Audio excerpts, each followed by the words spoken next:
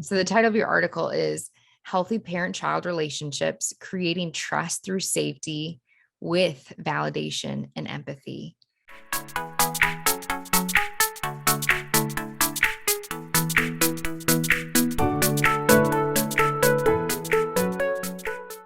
So share with us, Melanie, what inspired you to write this article in particular?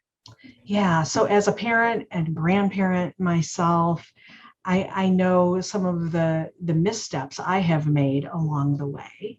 And I just really wanted to put out there some concrete ways to really understand the parent-child dyad and dynamic that happens in homes across the country, around the world, and what really can help parents to move into more healthy relationships with their children instead of feeling stuck with why do we keep getting in the same rut, or why do these same things continue to happen. And so will actually be one of a series of articles that I'm putting together to help parents kind of navigate these really challenging parenting years that seem to only be getting more challenging as the generations unfold. Yeah, absolutely. And I love your practical care for parents. I love that this isn't a one and done, but this is something that you are extensively working through to support and equip parents. So that's awesome. So I guess that kind of answers this question of who's this article written for? Yeah, I would say parents and grandparents, anybody who's really in that role of caring for children. And let's not forget the many people that care for children, teachers and coaches and sitters and nannies and other sorts of providers that are in a caring role for our children and that next generation. And so while it's directed as a supportive piece for parents, really anyone that is involved in the lives of children will probably benefit. That's so good. So in your article, you give two hypothetical scenarios of a child coming to his parents for safety. Can you share with us each of those scenarios? And again, that can be for a grandparent, a teacher, caregiver in some kind of level, but would you share with us what the scenarios were?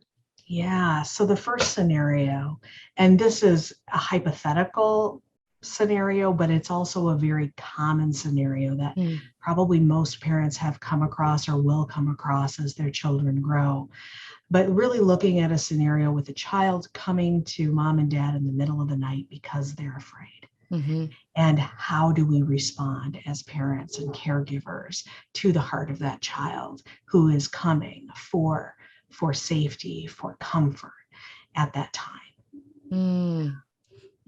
Yeah, it's so practical. So why would you say that in moments like this, that it's so common for parents to dismiss a child's fear, their pain or emotions rather than validate those feelings? Yeah, so probably the most obvious reason is you're woken up in the middle of the night. You really want to go back to sleep because tomorrow you've got work. And the fact that your child is interrupting the sleep, which is already a precious commodity in our culture and our society today, probably puts you immediately on edge. I mean, none of us are our best when we're not getting good rest. And so in that moment, the need for self maybe is taking over the need of the child. And so it's a conflict or a dilemma that we get in as parents in those moments. The need my child has, the need that I have. That's so good. So it's like there's nothing necessarily, particularly like with this scenario. You're right. Sleep is a precious commodity. So as parents are in these moments where there's this tension of maybe I need to fulfill like a particular responsibility like work or getting sleep so I'm, rested for work or whatever it may be, caring for another child. And as a child's strong emotions come up, how would you say is a good way to help build that safety, to help build that validation in that relationship with your child. Yeah. So really, as I explained in the article, in the first example that I give is really the what not to do example, but what commonly happens. And to understand, wait, my child is not coming to my bedroom to annoy me or to bother me or to do something to me, which can often feel that way, that the child is interrupting something that's important to me. So if we can have the presence and the awareness to really look to, wait, what does my child need in this moment? They are needing something. They're coming not to be a bother, not to be an annoyance, but because there is a legitimate need. And if we can learn to look through the lens of their need as we move into parenting in this scenario, then we'll do a better job of connecting with that child in that moment, even when we are inconvenienced, even when it's not optimum, even when it's not a good time, right? But when is a good time to be afraid, to have a need, to, right? We don't just have them when it's convenient. Certainly not even us as adults when we have a need, right? It's often not a good time. I mean, even just the need to fill your car with gas can be an annoyance, yet it's a need. Oh, that's so good. I love that. It may be an annoyance, but that doesn't take away from the fact that it's still a need. That's so good. That's so good. So, Melanie, what final piece of advice would you give to a parent or a caregiver of children who are watching this, particularly about validating and having empathy? So in the scenario that I lay out with the fear of the child, right, their need is for comfort, for reassurance, and for connection with that parent. And I often think of a parent's response when a child reaches for a need. And there's the common vernacular that says, oh, they're just doing that for attention. And I want to say back to that, yeah, they are. They're needing your attention. That's so And good. if they need attention, how do you fulfill that need for attention? In this case, using validation for the fear. Okay, I see you're actually afraid. What they're afraid of may not be a big deal for you as a parent with, several decades of experience under your belt.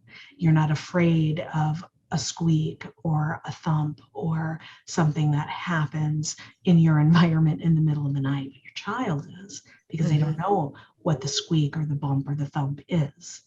And so by believing that they have a fear, believing and validating, okay, yeah, tell me what you're afraid of. Leaning in, connecting with them, and being available to them versus dismissing, go back to bed. You're fine. You're okay. Because in the child's mind, I'm not fine. If I was fine, I probably wouldn't be in your bedroom at 2:00 in the morning. Sure. Right? As a child, I'm not okay. That's why I'm coming to you. If I could be okay, I wouldn't come to you. And so when your child comes to you, can you be available to them? Can you be safe for them as opposed to being angry, irritated, annoyed, right? Well, you might be that.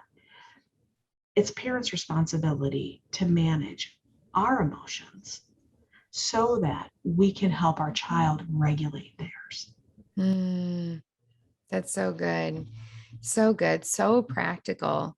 Practical and also really challenging, because this is it shifts the focus, like in these moments of like what is easy, but to like what is the most beneficial. And so Yeah, so good. I know this isn't easy for parents to do. And it's not something that maybe we instinctually want to move in certain situations when something comes up, and maybe we get escalated when our child is escalated.